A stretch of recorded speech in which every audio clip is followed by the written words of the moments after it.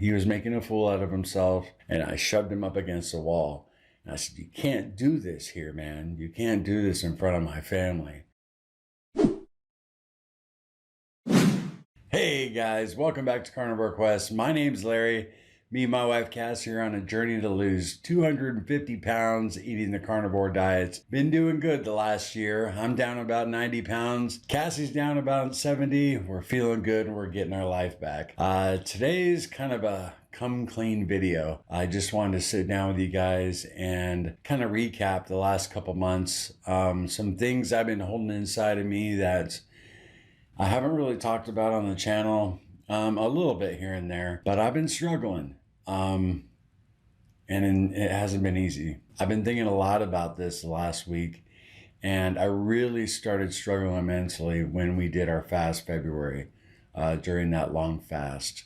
14 days, it's no joke, but day 3 and 4, you guys know a lot of old emotional baggage came up for me, a lot of past trauma. And, I got through that with your guys' help, and it was all good. But, we weren't eating the cleanest after that. Started reintroducing dairy, and I really didn't feel 100%. Didn't go off the rails and started eating cheeseburgers, but I wasn't eating a clean carnivore diet. And I'm starting to realize that for me and my mental health, a clean carnivore diet is optimal. You guys know we share almost everything on our YouTube channel when it pertains to our life. It's our journey on the carnivore diet. But the last couple months, I haven't been totally forthcoming with you. I've been isolating a little bit, and that's not a good thing for me, especially as a recovered alcoholic. Isolation isn't a good thing. I'm talking about isolation in your mind. So anyway, we had fast February. I wasn't eating clean. You guys know on April 8th, on my birthday, I had all those cashews. It was my really only slip on the bbbe challenge for the month of April, which the entire community lost 7,545 pounds, which is awesome. But about a week after my birthday, we had some people over for dinner, including little Larry and Holly, our daughter. But we had some family friends over. We made a bunch of meat. We made chicken. We had hamburgers. We had buns for the people who don't eat the carnivore diet. All the condiments and stuff. My buddy who had come over was already drinking when he arrived at the house. It was his day off, and he was looking to have a good time, and that's not a problem. I never don't allow alcohol in my house. Like when my son Cody comes over, he might bring a 6-pack of beer if we're gonna play poker or something.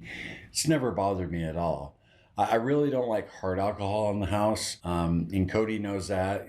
He won't bring that over to our house. I really don't want to see it. But anyway, my buddy came over with his wife, and he was already pretty buzzed. He had a flask with him. We were out back grilling, and he's hitting it off the flask. And by the time we sat down to dinner, he was pretty much blasted. Now, sitting down to dinner was Cassie, me, little Larry, Holly, our daughter, my buddy, and his wife. He was making a fool out of himself. He wasn't being belligerent, but he was just being drunk. And it was very awkward. It was very cringeworthy. Very cringe. His wife was trying to, rein him in, trying to get him to calm down, act like a human being. But, he was just being goofy. And then when she tried to correct him, he got a little angry. And my kids are sitting there watching this. And this is exactly how I used to act 9-10 years ago when I was a full-blown alcoholic. I used to drink 2 fists of Jägermeister a day. And, by the evening, I would get that hammered to where I was blackout drunk. Cassie had to deal with me. I was never a violent drunk or a mean drunk, but I was a stupid drunk, and I'd have so much. You basically got to babysit me. You couldn't take me anywhere. It was pretty pathetic. I'm sure most of you at one time or another in your life have known somebody like that who can't handle alcohol and they just act a fool. And that was me. And here I am sitting at a table with my children and my wife, and we're looking at some, it was like looking in a mirror. It wasn't easy. So anyway, Cassie had also had some coleslaw for everybody not eating carnivore. And I passed the coleslaw to my buddy, and he went into the container with his hand and plopped it on his plate.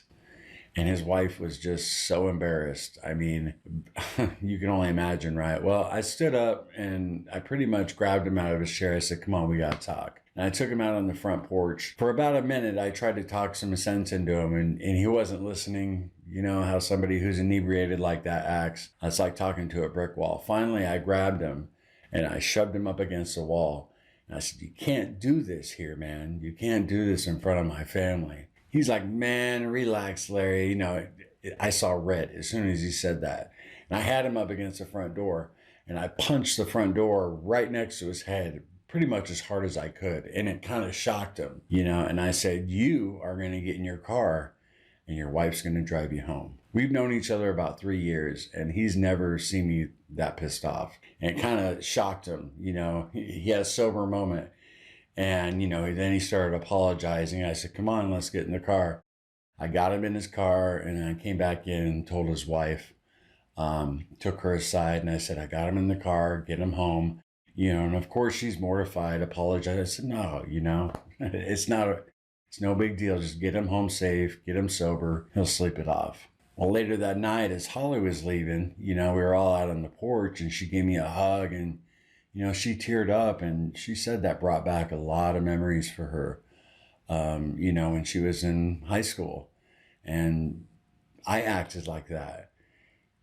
And it broke my heart, you know, and she said, Dad, you know, I love you. I'm so glad you're sober, and gave me a hug, you know, it was all good. But after she left, I really spent about an hour just by myself replaying everything in my head, replaying his wife trying to deal with him.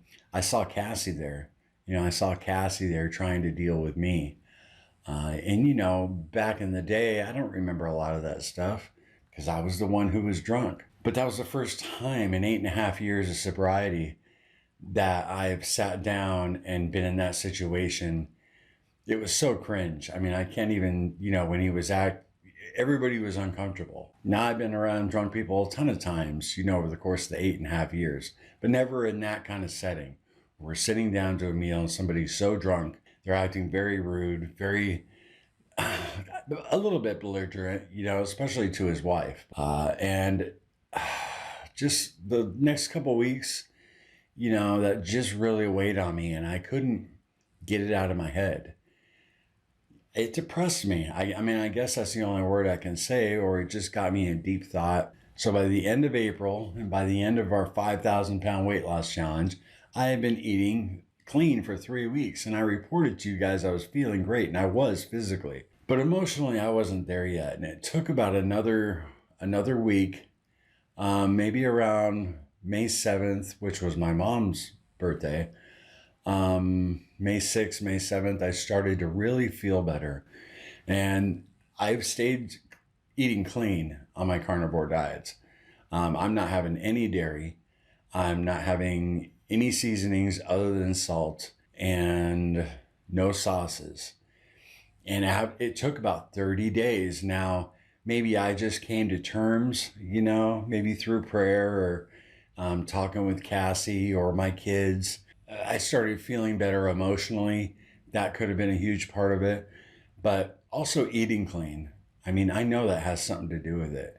I feel great now. And I got on the scale today and I'm down 5 pounds since the end of the challenge, which I'm really stoked about. I've been trying to get 2 meals a day in, and I've been trying to take in more fat. I don't know if you guys have noticed or not, but in the last 2 weeks, we haven't put out a lot of content. And that was me kind of isolating. You know, it's not always easy to put yourself out there on YouTube world. But you guys know I've leaned on you so much over the last 2 years. I knew I would eventually tell you guys about this.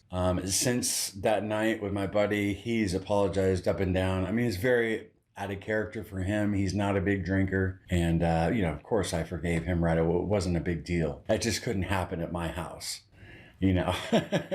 You know, those are ghosts we don't want coming back in our house. You know, demons we don't want coming back in. For like 2 months, you know, I found myself isolating in my own head. And I know from dealing with recovery and counselors and, you know, you start isolating, it's not a good thing. I don't want you guys to sweat it. I haven't been thinking about drinking. That's not it. To me now, my battle is getting to a healthy weight and staying away from the garbage I put in my mouth. This update for me, and to let you guys know kind of what's been going on with me. It hasn't been easy, but I wasn't going to report it to you guys until I knew it was pretty much squashed. And ever since like May 6th, May 7th, and you know, May 7th was my mom's birthday. I wasn't bummed out at all. I busted out a photo album, you know, looked at old pictures of her and me, celebrated her. You know, I wasn't bummed out. And after that day passed, I realized that I was in a better place, which is really cool. And I even feel better after sitting down and letting you guys know what's been going on. Yeah, it's 8 in the morning right now.